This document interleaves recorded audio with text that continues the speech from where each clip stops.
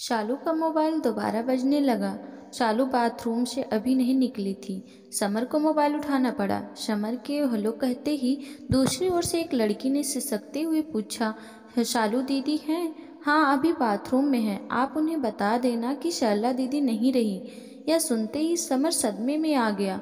शालू की बचपन की सहेली सरला के वर्षों बाद अचानक शालू से मिलने पर समर की जिंदगी बेहद सहज हो गई थी।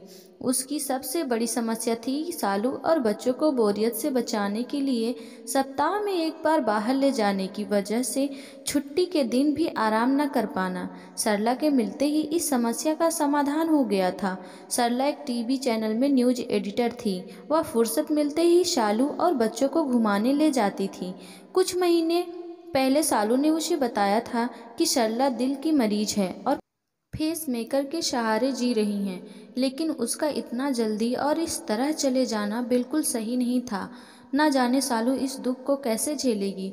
उसने दबी जबान में शालू को यह बताया। यह तो होना ही था। शालू ने सांस लेकर कहा, एक सप्ताह पहले से अस्पताल में थी। डॉक्टरों के यह कहते ही कि फेस मेकर कभी भी साथ छोड़ सकता है। मैंने आपसे बगैर सलाह किए बच्चों को छुट्टियां मनाने राधिका भाभी और उनके बच्चे के साथ पंचमढ़ी भेजना बेहतर समझा। ठीक किया। शालू बच्चों को सरला मौसी से कितना लगाव हो गया था। उसे अस्पताल में देखकर परेशान हो जाते। समर बोला, दुखी तो खैर अभी भी बहुत होंगे, वह तो स्वाभाविक है। कहकर शालू ने मोबाइल उठा लिया। माधवी, कब हुआ यह सब? बॉडी को ऑर्गन डोनेशन के लिए भिजवा दिया? तो तुम भी घर चली जाओ, मैं कुछ देर में वहीं आ रही हूँ। जिसे भी खबर करनी है उसकी लिस्ट बना लो, मैं आने के बाद फ़ोन कर दूंगी। और फिर शालू मोबाइल बंद कर किचन की ओर बढ़ गई। बस एक कप चाय दे दो, शालू नाश्ते के चक्कर में मत पड़ो, समर ने धीरे से कहा। नाश्ता बनाने में कुछ देर नहीं लगेगी। लंच नहीं बना सकूंगी, ऑफिस की कैंटीन से ही कुछ मंगवा लेना। मैं आज ऑफिस नहीं जा रहा, तुम्हारे साथ चल रहा हूँ। शालू, कितनी भी सादगी से करो अंतिम संस्कार, फिर भी कोई बहुत सारे काम होते हैं। उन्हें संभालने के लिए रमण भैया हैं। रमण भैया सरला को जानते हैं? समर ने हैरानी से पूछा। राजस्व विभाग का उच्चाधिकारी राधा रमण शालू का फुफेरा भाई था, इसीलिए अक्सर मुलाकात होती रहती थी। लेकिन सरला के बारे में दोनों भाई बहन को कभी बात करते नहीं देखा था। आपको बताया तो था कि रमण भैया एम.कॉम और फिर प्रशासनिक प्रतियोगी परीक्षा की पढ़ाई के लिए 3 साल तक हमारे ही घर में रहे थे। फिर सामने की कोठी में रहने वाली मेरी सहेली सरला को कैसे नहीं जानेंगे। फिर तुमने कभी रमण भैया के परिवार के साथ चाय या खाने पर सरला को क्यों नहीं बुलाया? कभी उन लोगों से सरला के बारे में बात भी नहीं की। मुझे भी यह तो नहीं बताया कि उन दोनों में भी इतनी हमदर्दी है कि अपने सब काम धाम छोड़कर रमण भैया उनके अंतिम संस्कार का तामझाम संभालने को मौजूद हैं। सालू हैरान होकर कुछ देर चुप रही, फिर गहरी सांस लेकर बोली, किसी के जीवन के बंद पन्ने खोलने का मुझे हक तो नहीं है, मगर अब जब तुम्हारी जिज्ञासा जगा ही दी है तो चलो आज पूरी कहानी सुना ही देती हूँ। रमण भैया और सरला को पहली नज़र में ही प्यार हो गया था और मेरे सहयोग से वह प्यार परवान चढ़ने लगा। जात पात का लफड़ा भी नहीं था। फिर मेधावी भैया प्रतियोगी परीक्षा की तैयारी कर रहे थे। सरला पूरी तरह आश्वस्त थी कि उसके घमंडी अफसर पिता को प्रशासनिक अधिकारी रमण भैया से उसकी शादी करने में कोई एतराज नहीं होगा। 3 साल तक बगैर किसी को पता चले सब कुछ मज़े में चलता रहा। हमारी अम्मी की और भैया की प्रतियोगी परीक्षाएं शुरू होने वाली थी। उसके बाद भैया का हमारे घर रुकने और दोनों की शादी 2 वर्षों तक होने का सवाल ही नहीं था। यह सोचकर भैया खासकर सरला बहुत परेशान रहती थी। इसी बीच एक दिन बुआ जी ने फ़ोन कर बताया कि उन्होंने रमण भैया की छोटी बहन का रिश्ता उनकी मनपसंद लड़के से तय कर दिया है।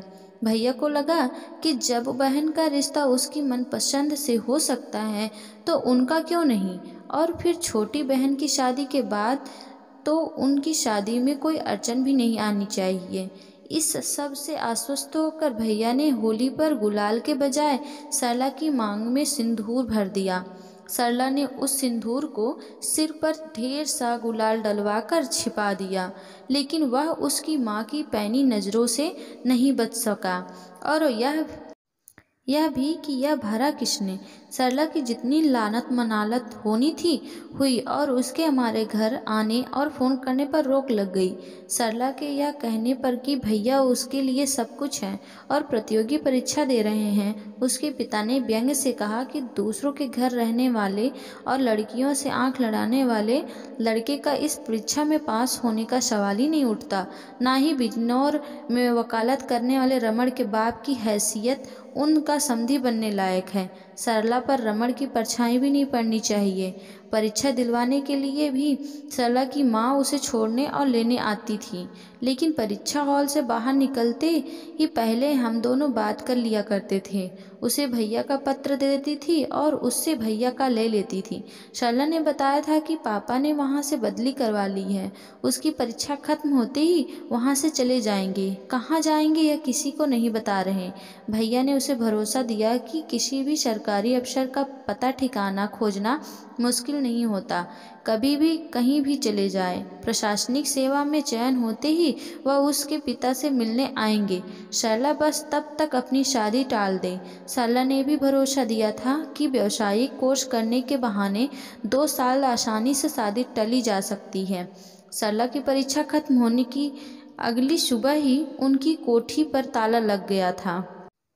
कुछ रोज के बाद भैया भी अपने घर चले गए और मैं दीदी के पास छुट्टियों में पुणे। वहाँ जीजू के कहने पर मैंने कंप्यूटर सीखा तो समय गुजारने को था, लेकिन उसमें मुझे इतना मज़ा आया कि मैंने उसी में स्पेशलाइजेशन करने का फ़ैसला किया और उसके लिए दीदी के पास ही रहने लगी। फिर वहीं तुमसे मुलाकात हो गई। कुछ समय बाद पता चला कि रमण भैया का चयन राजस्व सेवा में हो गया है और उनकी शादी हो रही है। सुनकर धक्का तो लगा, लेकिन तब तक मेरी दुनिया तुम्हारे नाम से शुरू और ख़त्म होने लगी थी।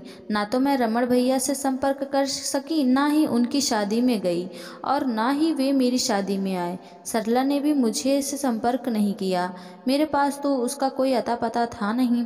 कई वर्षों बाद रमण भैया की पोस्टिंग यहाँ होने पर मुलाकात हुई।